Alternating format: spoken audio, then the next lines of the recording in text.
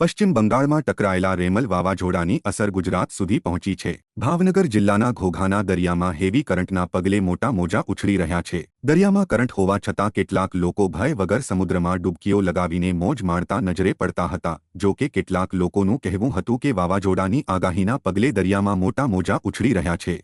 એક તરફ મોટા મોજા ઉછળી રહ્યા હોય ત્યારે દરિયામાં સ્નાનની મજા માણવી તે દુર્ઘટનાને આમંત્રણ આપવા સમાન છે। જો કે રેમલ વાવાઝોડાના પગલે ભાવનગરના ઘોઘા અલંગના દરિયામાં કરંટ જોવા મળ્યો હતો।